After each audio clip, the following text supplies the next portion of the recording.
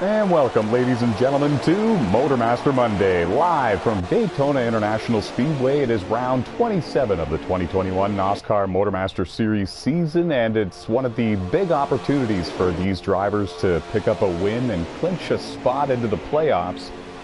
Before the playoffs begin, we have 3 races remaining here in the regular season, and we're lined up with 24 drivers for the 4th annual NASCAR Daytona 250 for the NASCAR Motormaster Series, driving these Xfinity cars on the preset sliders. So really it becomes more about the driver versus driver and the decision making and utilizing the draft and their good decisions to their advantage and putting themselves in a position at the end to win this thing. And it's going to be exciting stuff. It's a 50-lap race. We're working stage 1, and we have about a 10 or 11 car pack that have separated themselves from the rest of the field just a little bit.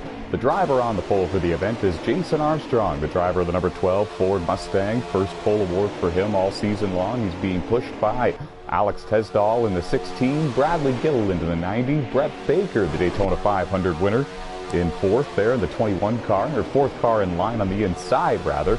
And everybody's chasing Armstrong.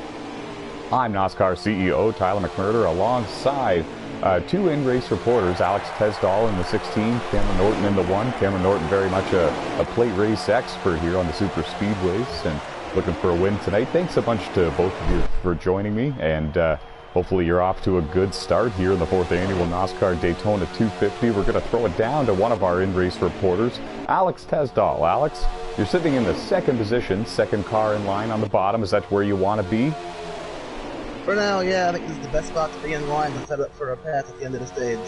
I agree, and it's probably a safe place to be to not lose any crazy amounts of track position. Of course, the bottom line usually is the preferred line unless we get enough cars working the top, and now we got more cars working with each other up there on the outside now. Jesse Carlson just made a move up there, and we'll have to see if Jason Armstrong or Alex Tesdall decide to join the top line. If they don't, Jesse Carlson just got a little bit out of shape, and that's going to lose the... I was going to say he might lose the draft with the lead group, but he might still be able to hang in there. But folks, it might not matter. Don't look now. But this 2nd group of cars is coming. 24 drivers are on the racetrack, so if you can get lined up in a group and with a fast group of race cars, it really doesn't matter if you lose the draft with the lead pack. As if you can get grouped together with a number of other fast drivers, you can all stay single file and work your way to the front. Keeping our eye on the front pack to the outside with Jordan Dorsek in the 74. Alex Tesdall in the 16 got off the bottom, and now he's stuck in the middle.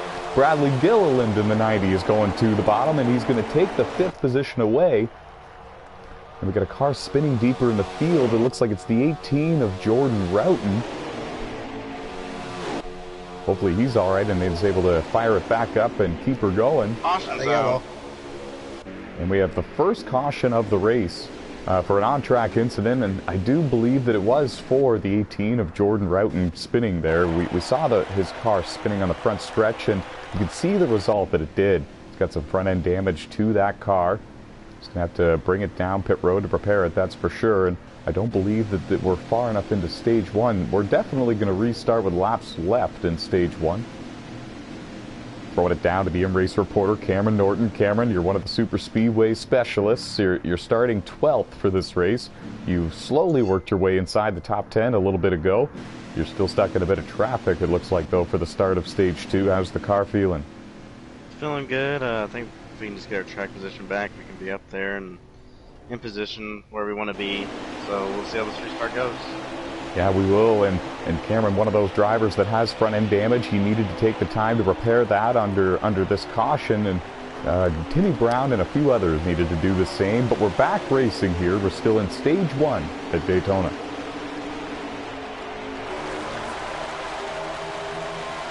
Two by two they go, heading into turn 1.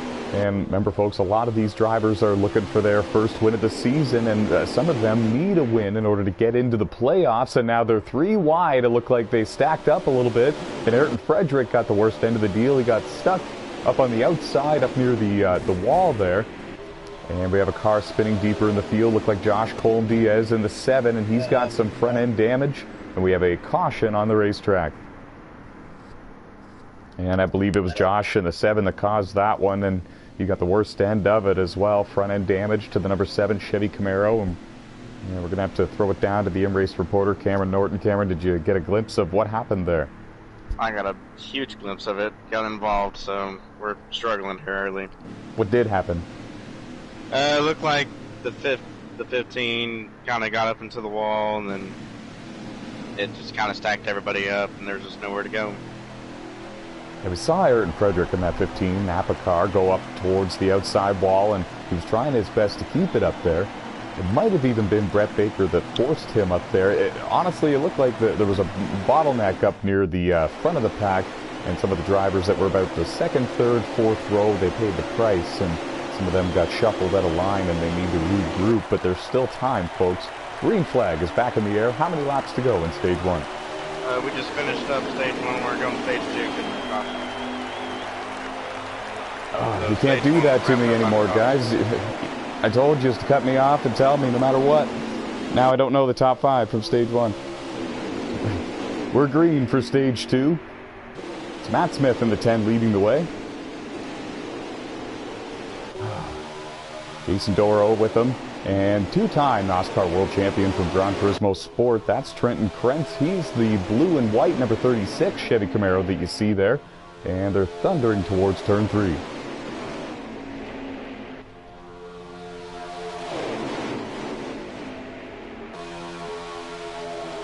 Matt Smith scored as the leader in the 10, but now the bottom line getting a little bit of momentum, and it's being led by Jason Doro in the 08 car. And it's interesting because the top 3 drivers, even here at the Super Speedway, combined for the most wins here. They are the 3 winningest drivers this season, and never mind, it's just all changed. The outside line prevails.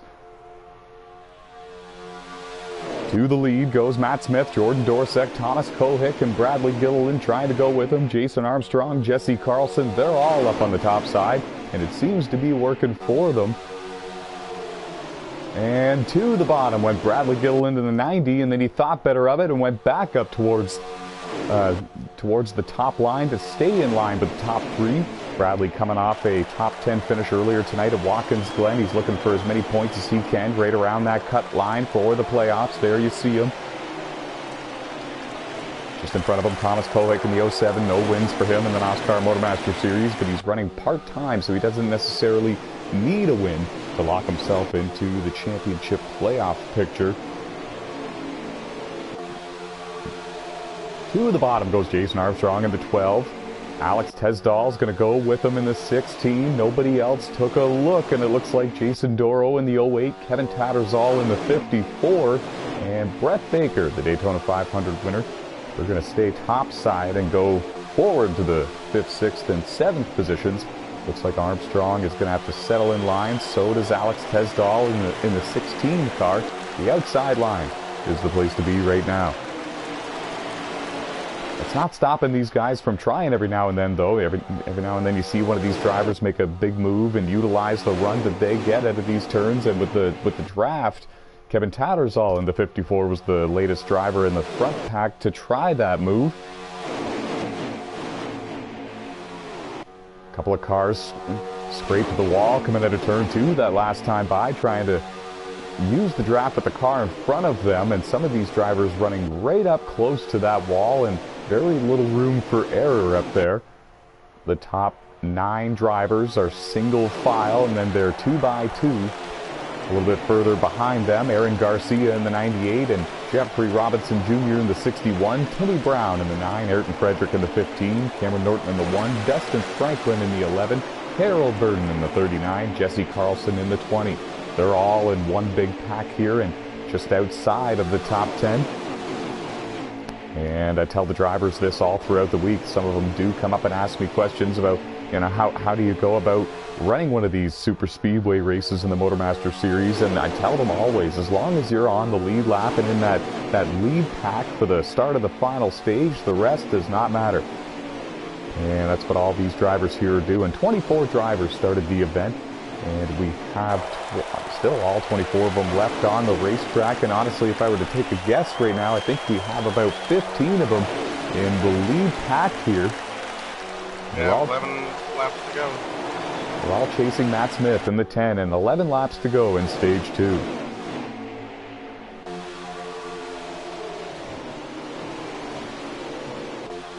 Alex Tesdahl trying to get the bottom line to work. He had help for a moment there. And there's Brett Baker. 2021 NASCAR Daytona 500 winner, the 4th annual NASCAR Platinum Cup Series Daytona 500. 30 drivers entered the race, and he was able to walk away the winner that night, and that was about 2 weeks ago. Contact made there between he and Alex Tesdahl. No harm, no foul for the most part. I'm sure Brett's not ecstatic about it, but he's okay. Still in the lead pack and in the draft. He's got help from Harold Burton in the 39 now. They seem to be the only 2 cars on the bottom in this front group. And a couple of drivers beginning to lose touch with the lead pack. That includes Aaron Garcia in the 98 and Jason Armstrong in the 12, the pole sitter.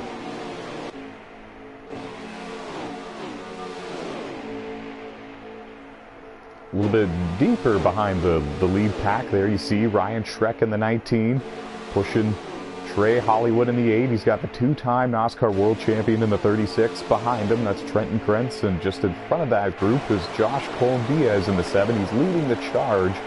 And they're gaining ground on the 3 cars just in front of them. Jason Armstrong, Ayrton Frederick, and Aaron Garcia there. They're battling and they're side by side. It's allowing these 4 to get a big head of steam. And now they're all in one big group. Let's see if they can work together to run down the lead group.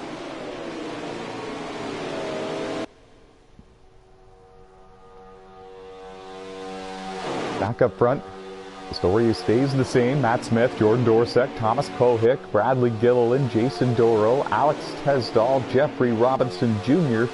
They're the top 7, and they're all using the top line to their advantage. There was a couple of cars down low trying to make it work a moment ago, like Cameron Norton in the 1, Dustin Franklin in the 11, but since then Cameron has went back up topside. And Bradley Gilliland in the 90 is going to work his way up into 3rd.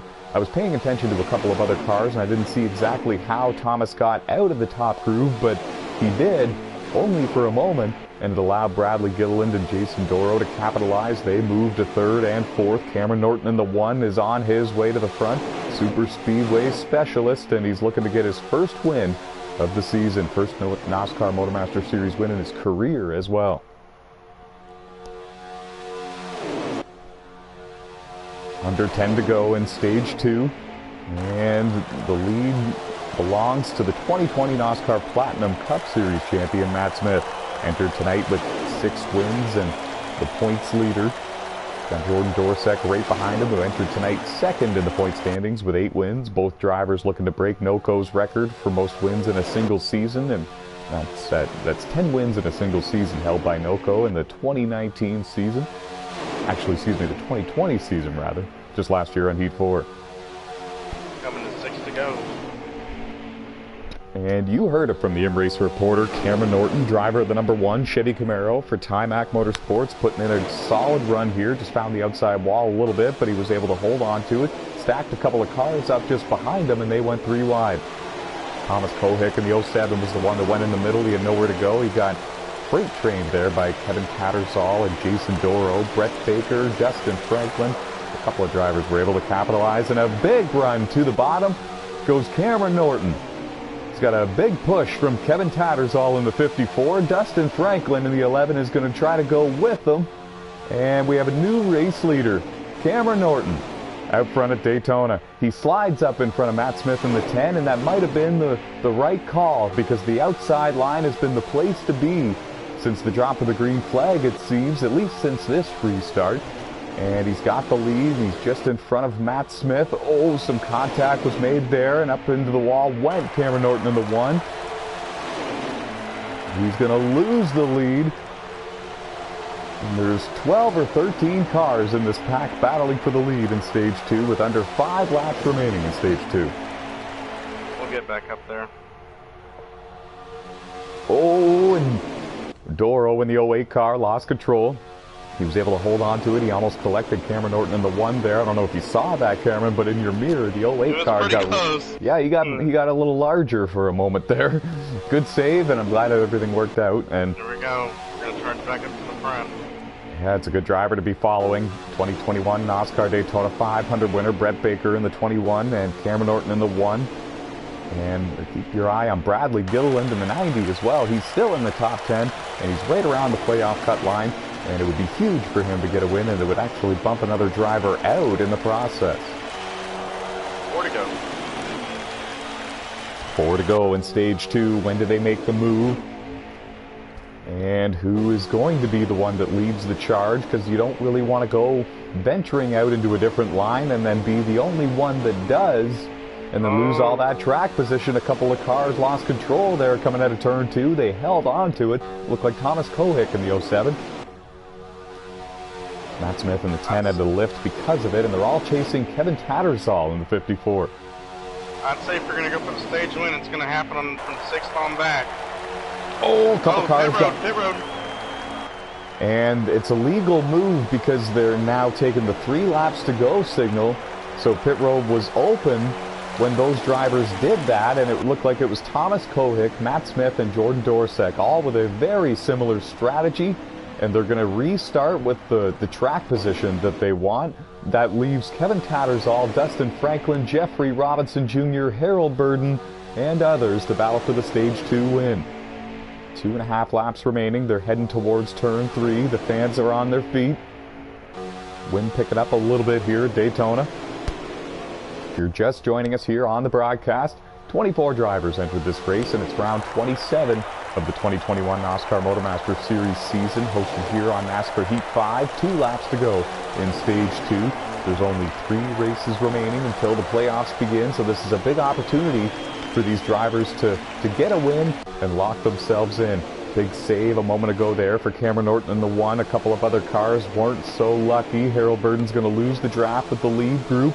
There's Jordan Dorsek, and this might not be what Jordan needs. And remember, he was one of the 3 cars that came to pit road before pit road closed for 2 laps to go, and he goes a lap down. Evidently a speeding penalty might have been what caused him to go 1 lap down, and that's not going to allow him to be at the front with Matt Smith and Thomas Kohick for the start of the final stage. They're coming to the white flag. 1 lap to go in stage 2. And to the inside goes Dustin Franklin in the 11.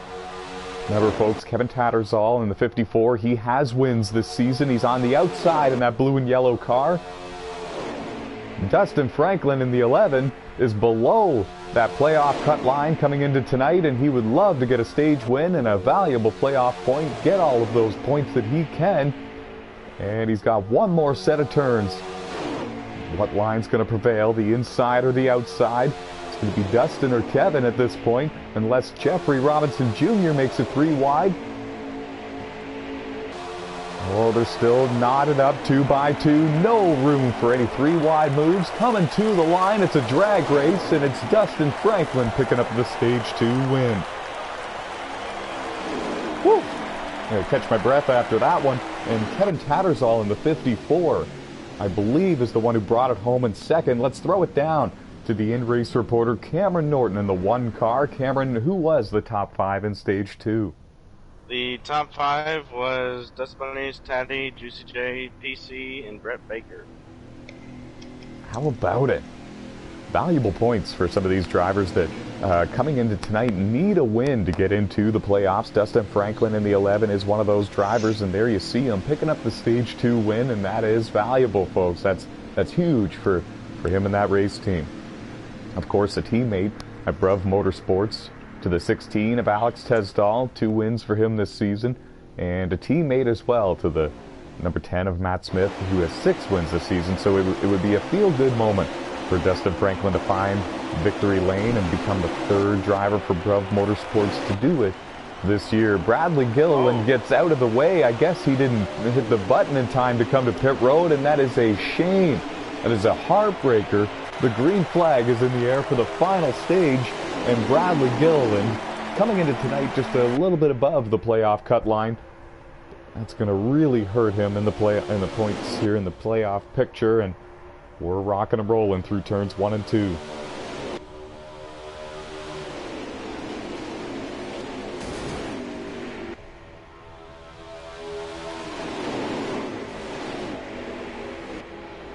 going around when Kevin Tattersall right in front of the entire field. Dustin Franklin and others were involved, and there is a pile-up going into turn 3. The caution is out.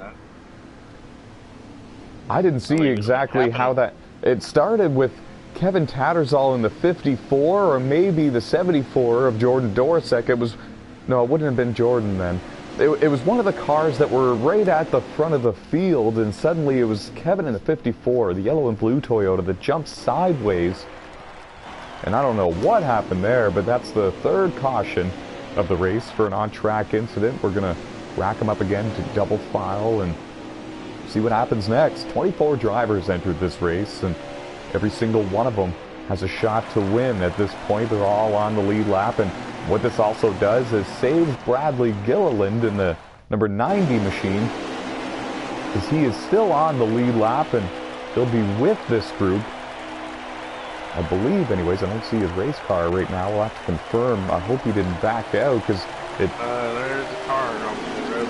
I think he did leave, and that's unfortunate, because little did he know he still had a chance, and the green flag is back in the air. Aaron Garcia in the 98 car leading the way into turn 1. Man, what a feel-good moment it would be for him to capture his first career NOSSCAR win. He runs full-time in the trucks and the Motormaster Series here, and got Jesse Carlson in the 20 just behind him, who's coming off a huge win earlier tonight at Watkins Glen International. 4th win of the season for him. Arguably the road course ace here of NOSSCAR. He's got Alex Tesdahl, Jordan Dorosek, and Matt Smith, the rest of the top 5. How about Jordan Dorosek in that 74 car? Got caught a lap down at the end of stage 2, got the lap back, and he's running in 4th and has a shot to win. As long as you're on the lead lap and in this lead pack, you got a shot to win. Up the track with Jordan Roughton in the 18 car. A couple of cars got involved, but everybody held on to it. The only car that lost the draft with the lead group was actually that 18 of Jordan Roughton.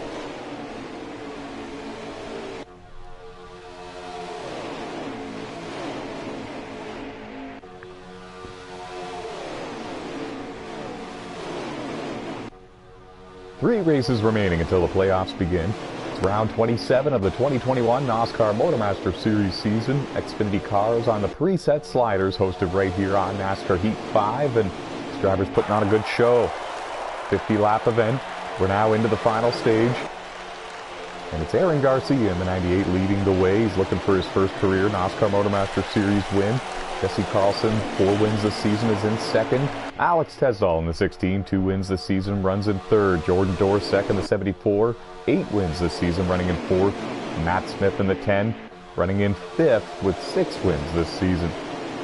Jason Doro in the 08, 3 wins this season, running in the 6th position. So a lot of the drivers that do have wins are still up near the front and have a shot to win this one. Pardon me. To the outside went Jesse Carlson in the 20 car, that lime green and orange Toyota Supra that you see up there, but now he's all alone. It looked like he had help for a moment there with the 74, and back to the inside went Jordan Dorosek, and that leaves Jesse Carlson hung out to dry with 11 laps to go. You heard it from our in-race reporter, Cameron Norton. There's Timmy Brown in the 9, 2018 NOSSCAR Brickyard 200 winner, back on NASCAR Heat 2, and he would love to find victory lane again here in the NOSSCAR Motormaster Series. He's in this lead group. In fact, 24 drivers started the event, and I think that we have about 18 of them in this lead group that all have a chance to win this thing. Former NOSSCAR champions from several different video games, such as Gran Turismo Sport and NASCAR 15, Supercross, Wreckfest, you name it. A lot of them are here in the field. It's a star-studded field for the 4th annual NOSSCAR Daytona 250, the night race for these Motormaster cars. Alex Tesdahl is now up into the 2nd position in that 16 car. All by myself, still working the top side. And yeah, some drivers venturing up to the top, trying to get it to work, trying to find speed, and every now and then they're able to make a pass or two and then come back down and find a spot in line, and sometimes they don't, and sometimes it burns them a little bit. It looked like Thomas Kohick in the 07 cut some slack there to Cameron Norton in the 1 and let him back in line. And don't look now, folks, but the pink and black and turquoise Ford Mustang there, Jason Armstrong, the pole sitter, he's on his way back to the front. He's inside the top 10. The Stage 2 winner, Dustin Franklin, just in front of him. And the Daytona 500 winner, Brett Baker, just in front of him. Didn't see what happened a moment ago there, but Timmy Brown in the 9 car has lost the draft with the lead pack. So is Josh Colm-Diaz in the 7.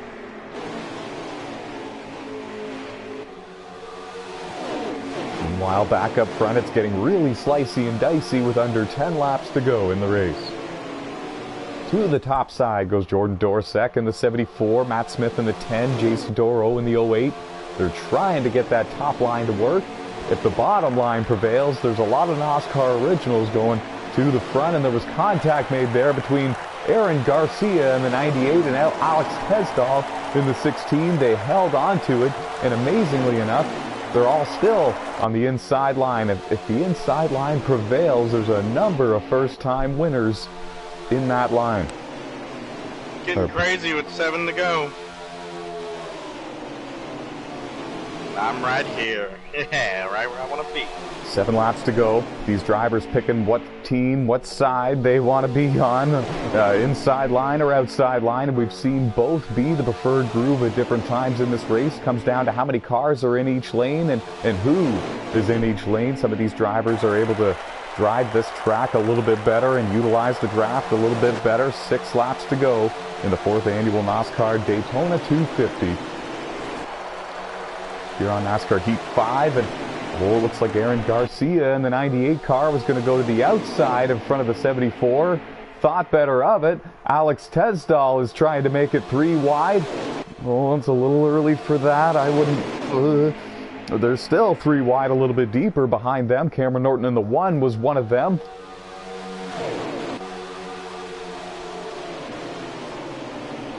And now to the outside goes Cameron in the 1, Kevin Tattersall in the 54, and Jesse Carlson in the 20, and now they tuck back in line down to the inside.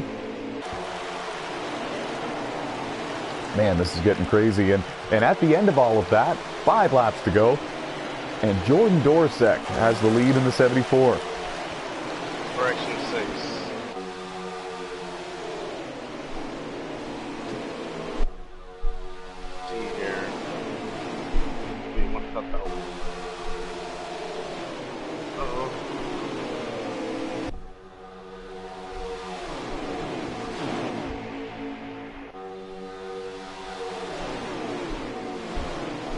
Nobody's stepping out of line yet right now, and it seems like everybody's now running the bottom, and if anybody's going to get a good run before the end of this race, it looks like they're telling them that they're going to have to do it on the top side. And around now to 5 laps to go here at Daytona.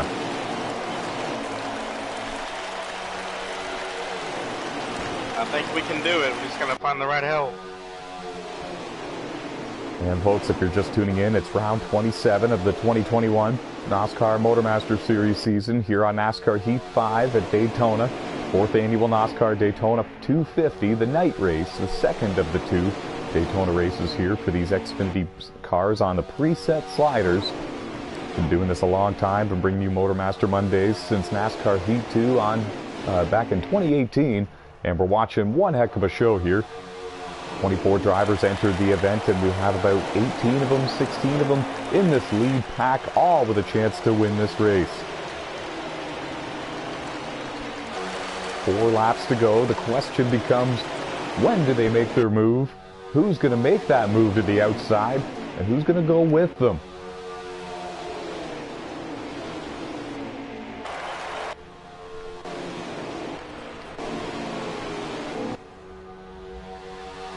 And they're all chasing Jordan Dorsek in the 74. He's got 8 wins this season.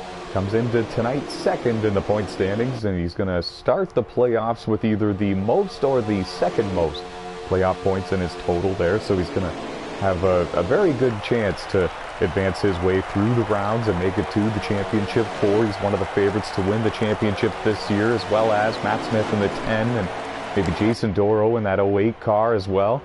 Alex Tesdall in the 16, Jesse Carlson in the 20.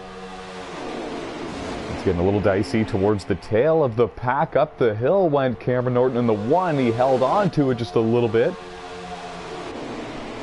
Oh, and got damage, and he's going to lose the lead pack. Ryan Schreck out of control going into turn 3. Missed the corner completely. He was down on the apron. We're in the final couple of laps. Harold Burton in the 39 just got out of shape just in front of Alex Hesdall a moment ago.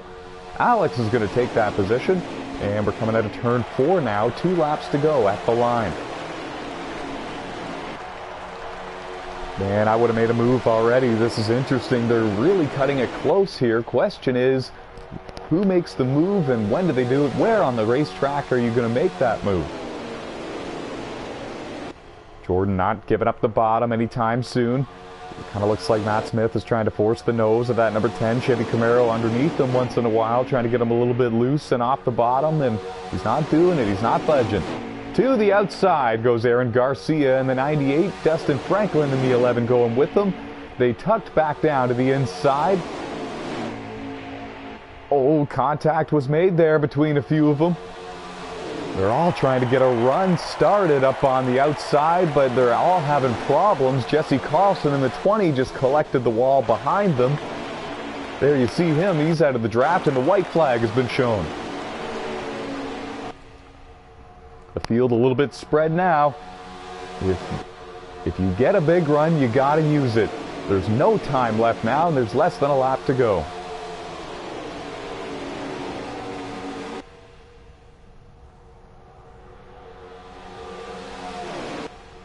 To the outside goes Aaron Garcia in the 98. He's getting a push from Jason Armstrong, the pole sitter, and Trey Hollywood in the 8 car is going with them. Do they have enough time? Is their run a strong enough run to get there? Trey Hollywood tucked back in line. He faked him out, and now it's going to cost him. Coming to the line, it's a drag race. Matt Smith gets to the inside, and it's Matt Smith. It's the 10 car picking up the win here at Daytona. I think he got him by a bumper. He did, but we're going to have to review everything. His car definitely went below that yellow line, and we're going to have to see if he was forced down there or not. And we've not had to review a finish like that for that reason in some time. But if it all holds, Matt Smith is going to be the race winner, and Jordan Dorsek is going to finish in second in the 74. It was a wild drag race coming to the checkered flag. And make sure you guys get photos of the results for me. Alrighty. Probably not much time now, so try to hurry. And yeah, what a race there. They were all right there, folks. Thomas Kohick and Dustin Franklin, Jordan Dorsek. Trey Hollywood in the 8 car made a big run there with Aaron Garcia and Dustin Franklin, and then tucked back in line. I really think if Trey in the 8 car committed to that, they might have pulled alongside the 74 and the 10 at the very end. But nevertheless, it was Matt Smith, the 2020 NASCAR Platinum Cup Series champion, parking into victory lane here tonight at Daytona with a wild last lap pass and a wild drag race coming to the start-finish line. And we have somebody checking in to review all of this, and what a race, folks. Post-race interviews coming up here in a moment with your top 3 finishers. Might even snag a couple of extras in there. Fastest lap goes to Cameron Norton in the 1, and yeah, stay with us, folks, for the post-race interviews, and we'll have to sort out the final race results, the official race results, when we come back.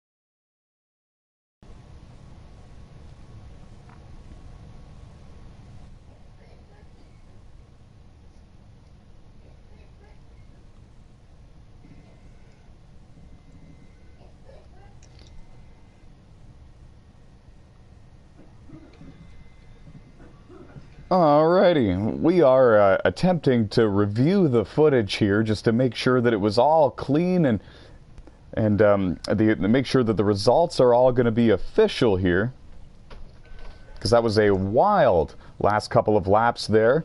Contact was made. There was a wild drag race coming to the checkered flag, and we're just simply reviewing the footage, and we're going to begin the post-race interviews in just a matter of moments. Yeah, okay.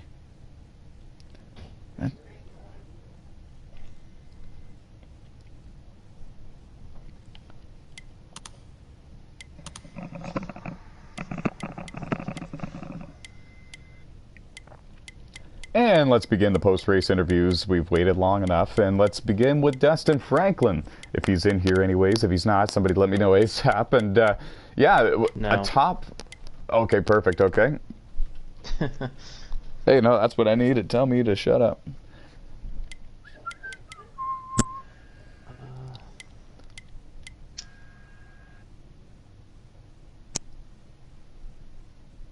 I'm letting him know, though. Thank you, yeah.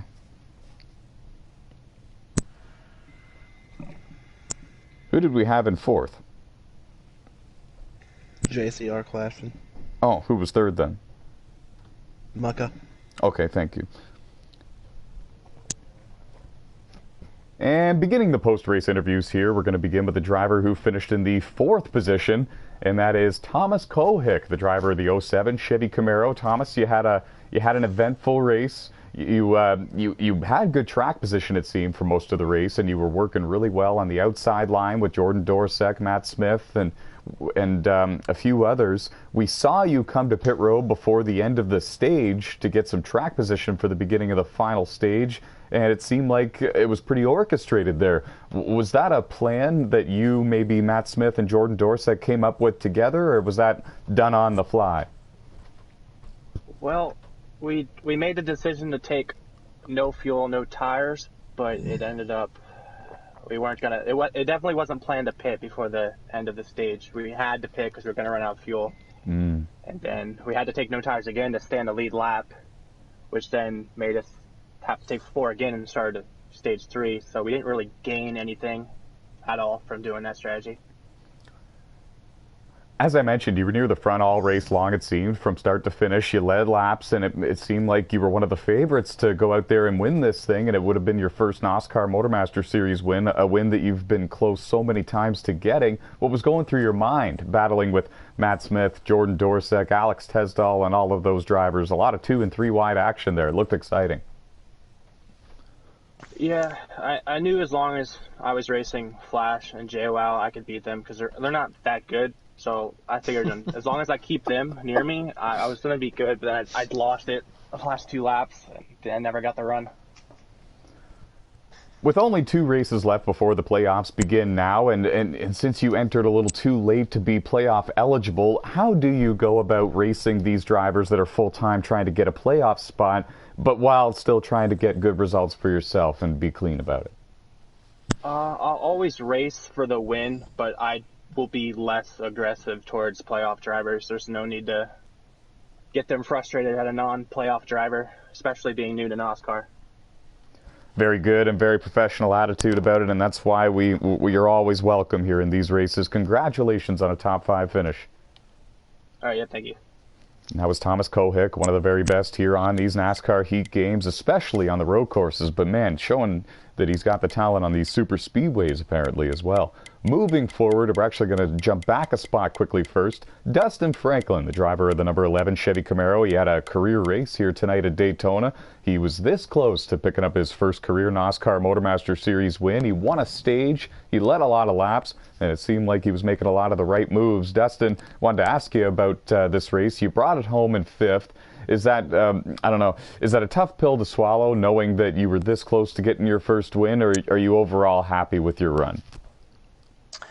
It's bittersweet for sure. I mean, I had the track position 1, stage 2, and was in the front, and then a lag storm broke out, or I don't know what happened, and it wrecked the entire field. And of course, the yellow waited to come out until I was in 21st after that. But to drive from 21st to 5th in that green flag run. I'm happy about that, and I'm happy I rebounded to get at least the top 5. What was going through your mind near the end of the race? When were you going to make the move, and who were you going to go with if they made the move? What was going through your mind, and how were you trying to strategize and play out this high-speed chess match? The only thing going through my mind was I need the 07 and the 98 to stop lagging.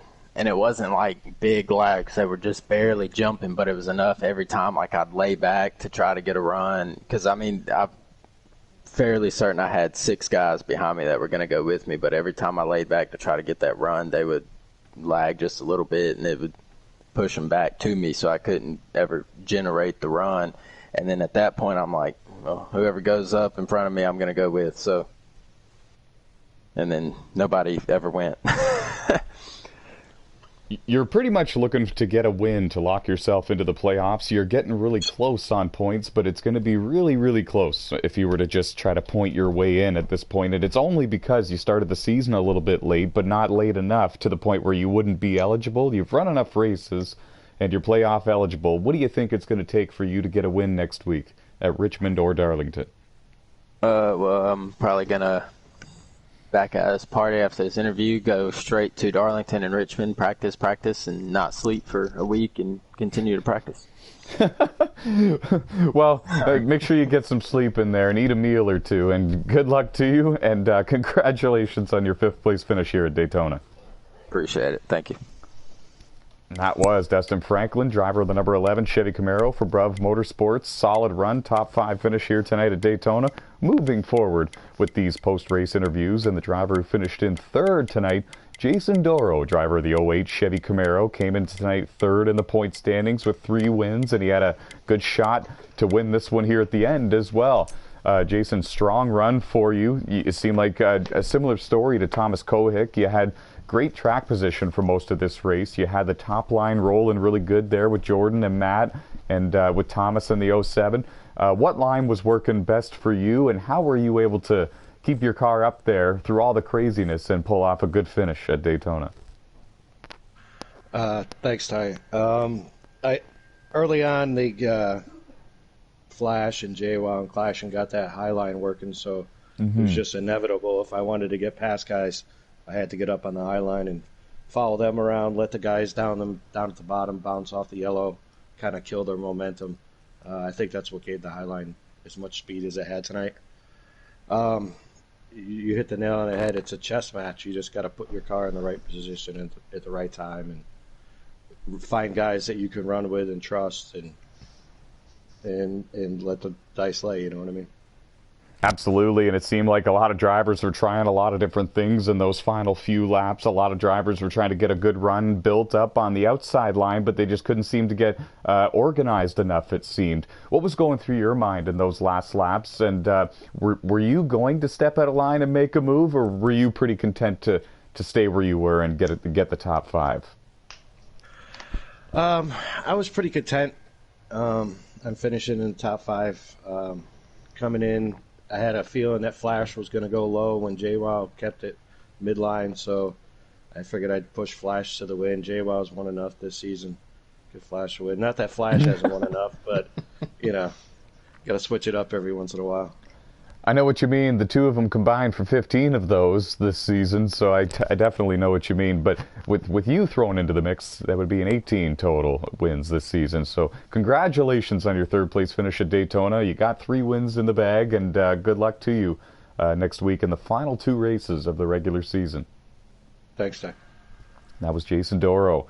One of the very best here on these NASCAR Heat games. Front row racing driver, well represented here in these NOSSCAR races. They always bring a good crowd and a good crew, good cars, and get good results as well. And moving forward with the post-race interviews, the results are in. I reviewed the footage, and we can discuss it afterwards, but the results are official. And the winner is Matt Smith. The runner-up driver is Jordan Dorsek. And I'm going to have to speak to Jordan now. Jordan, first of all, congratulations on your 2nd place finish. You come into tonight with 8 wins. You had a great race earlier tonight at Watkins Glen. Almost won that one as well. And you were so close here at Daytona. came down to a drag race between you and arguably your biggest competitor for the championship this year. What was going through your mind, and did you think you had it in those final laps? It seemed like the top wasn't getting going, so it was just going to be down to one of the two drivers at the front of the bottom line. Oh yeah, on the last lap I let my guard down. I thought we were just gonna work together to go for the win, but that's when he came in with the surprise attack. I should have known better, but it is what it is. Came home with 2 second place finishes for today. We got the high line going. That was pretty fun.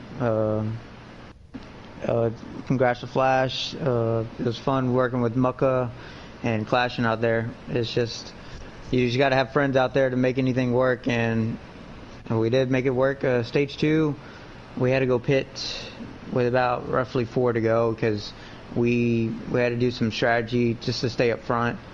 And the Clashing and Flash, they took no tires because they didn't want to go lap down. I thought since we pitted with the lead pack, I would still be on a lead lap by the time we finished the stage, but that's when I took 4 tires, and it did end up working out. We were the first one lap down, got our the lucky dog, still managed our way up through the field.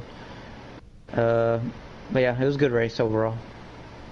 Yeah, I was going to ask you about that, but you already covered it, so that's what it was. Yeah, luckily for you, like you said, you were the first car 1 lap down when that happened. You got back on the lead lap, and before I knew it, I gave you a shout-out even, because suddenly you were back up into the 4th position and right there in the thick of things, looking to battle for the lead. So what was going through your mind working your way back through the field, and how were you able to do that and keep the nose on it? I worked my way up through the field with Flash. Me and him helped each other, just trying to get through there cleanly. There was a caution within the first couple of laps in the start of stage 3, so I think a lot of people pitted and we stayed out because we already had fresh tires and we had enough fuel. But I don't know why other people pitted actually. We went up to 7th after the cycle pits and made it a lot more easier for us. Once we got that high line rolling, it wasn't pretty. I don't think whenever we passed the 98 and the 16, you couldn't have fit a piece of paper between me, the inside car, and the wall. We still got through there, and yeah, I mean, I apologize for the people I left out a couple times, but I mean, sometimes you just got to do that to get up to the front. And you weren't the only one leaving a few people hung out to dry either and not committing for the full length of the run or the attempt. So yeah, no worries there. That's super speedway racing for you in a nutshell. 2 races left in the regular season, Darlington and Richmond next week. What do you think of your chances there? And what do you think of your chances heading into the playoffs as well? We got big momentum. I believe we won 3 of the last 6 races and finished 2nd or 3rd in those races. We didn't finish in the top 5, but Richmond, we won there by a good margin there when we came earlier in the season, so I feel pretty confident about that. But sometimes the car you brung last time isn't the same one you brought this time. So Darlington, it's going to be more of slow and steady, getting off that turn 2, because those crazy bumps, it just shoots you straight into the wall or shoots you straight into the inside wall. But yeah, it's gonna be fun. I'm looking forward to the playoffs once we starting getting for the championship, make our good championship run. I know Phoenix, we have a pretty good car. We won there for the Platinum Cup Series. We didn't get a really good shot at earlier this season for the Motor Master Series because due to some pit strategy and had to go pit in stage 2, but I feel confident. Wishing you the best of luck, and hopefully you can keep that solid season going, and congratulations on your 2nd place finish here tonight at Daytona as well. All right, thank you. On to victory lane we go after speaking with Jordan Dorosek, one of the very best here on these NASCAR Heat games, those JCR boys, let me tell you. And here we find in victory lane, driver of the number 10 Chevy Camaro, Matt Smith, the 2020 NOSSCAR Platinum Cup Series champion, getting it done again here in 2021 NOSCAR Motormaster Series. 7th win of the season for you, closing in on Noco's record just like Jordan Dorsek is. And honestly, it seemed like you had this race pretty well scouted. You were up there at the front all race long. The high line was rolling for you. You led a lot of laps in this one, arguably the most laps. I'd have to maybe check or something like that. And you walked away with the win. It was a drag race at the end with you and Jordan Dorsek. How did you get the car to the inside of the 74, and how were you able to keep it pointed in the right direction when we saw the minor contact between the two of you? I mean, it was a hell of a run to the end. You know, sometimes you just got to work with, you know, your biggest competitor. You know, we both have the same goal of trying to get to the front, and I've said this, you know, before. I feel like we're like cousins or something as much as we race each other. It's like every single day with him and clashing and mucking now, and you know, we know our tendencies, and being able to trust that they can hold their line. And came to stage 3, we were 22nd, 23rd. You know, we had to do something, and got out of line, got to the front, and just had to make a move. I wouldn't have been able to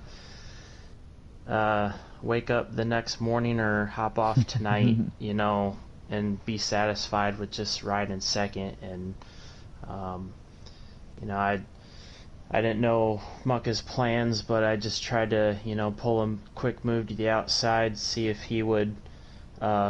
If he bid on it, you know, I knew where I was going to go, and if he didn't, I was just hoping that, you know, Mucka would choose me over him. So, just the inside move is definitely, you know, the easier one to make with the momentum coming.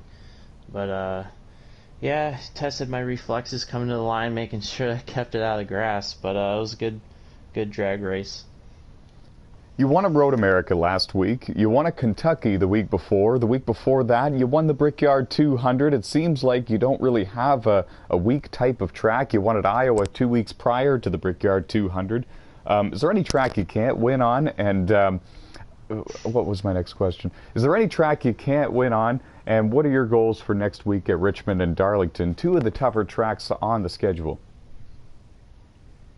I mean, I do my best to be well-rounded. You know, you don't want to have any weaknesses, and some of the guys that I've raced with on this game, you know, they point out any weaknesses that you might have. And you know, mile and a halves I've always, you know, been, I feel like are my best, but with them being easier to drive, it's harder to separate yourself. So I've improved at short tracks a lot, and the road courses are still a work in progress. Road America was very good to me last week, and I felt, you know, good about Watkins Glen. It was just some of these road courses, you know, you try to get in position to make a clean pass, and if you know, if they want to race you, it's really hard to, you know, get that clean pass without knocking them out of the way. And I felt that hurt me a lot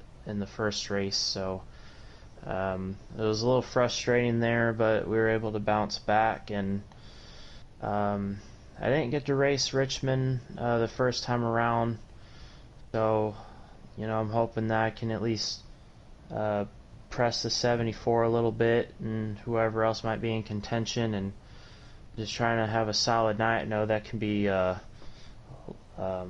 you know, treacherous track sometimes, with, especially if we don't have any cautions on. Darlington, I love that track. Unfortunately, with presets, you can't mess with bumps and rebounds to fix the bump off turn 2, so some of that will come down to luck. But 2 tracks I enjoy racing at, and you know, just you gotta drive smart.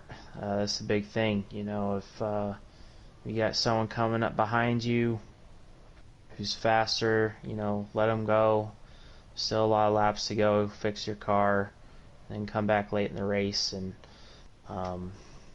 it's kind of the attitude I have for those tracks, so I'm looking forward to seeing how it plays out. 7 wins this season now. I've asked Jordan Dorsek the same question.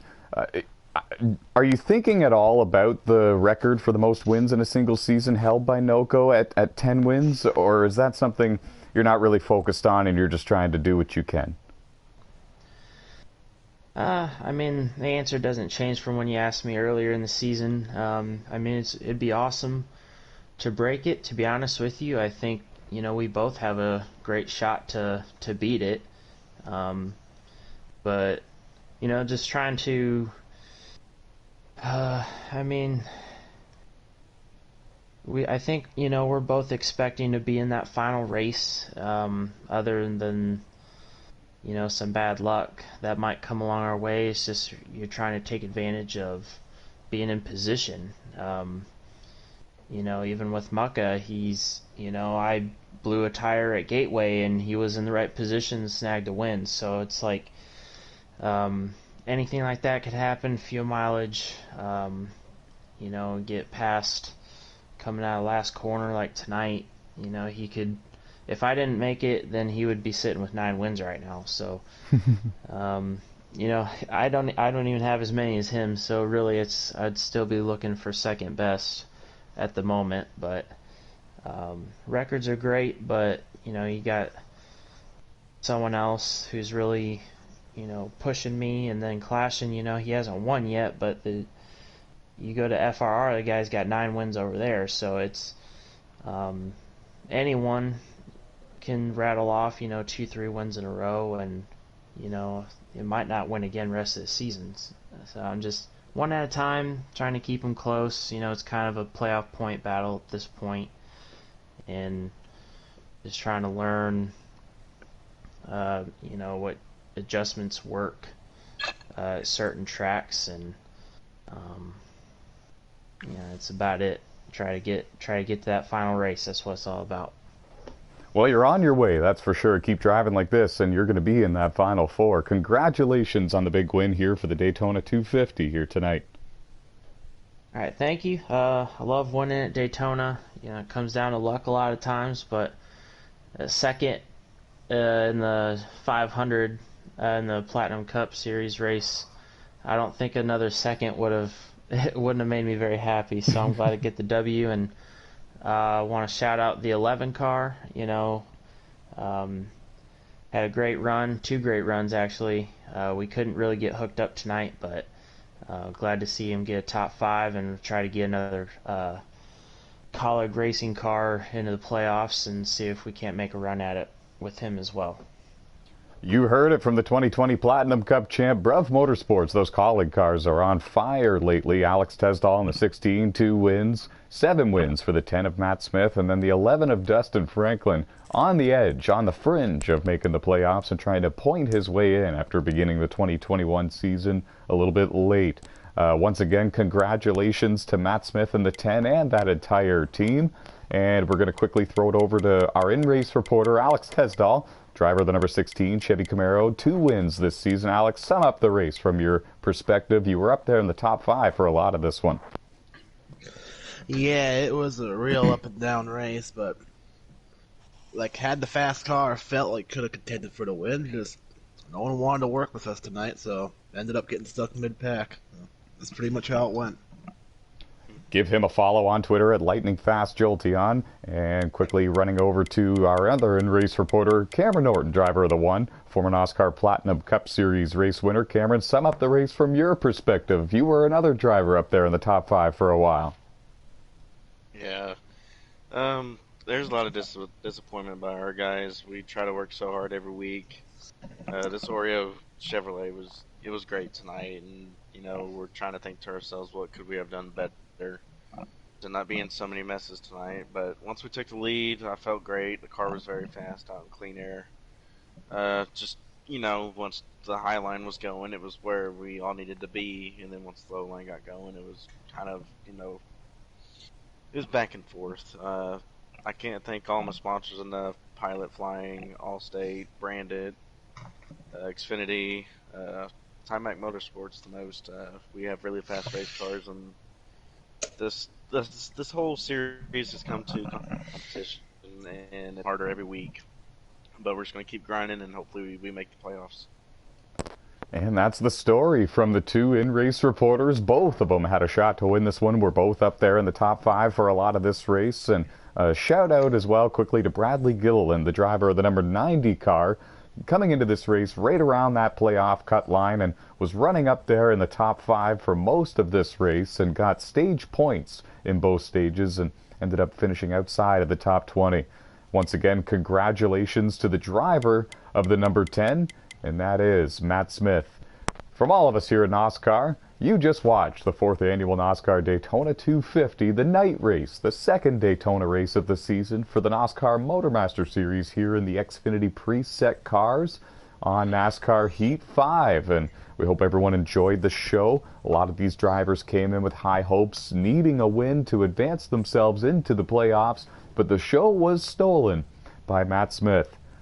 From all of us here at NOSSCAR, we're saying so long, and until next Monday, and until tomorrow night for truck action as well, stay fast, folks.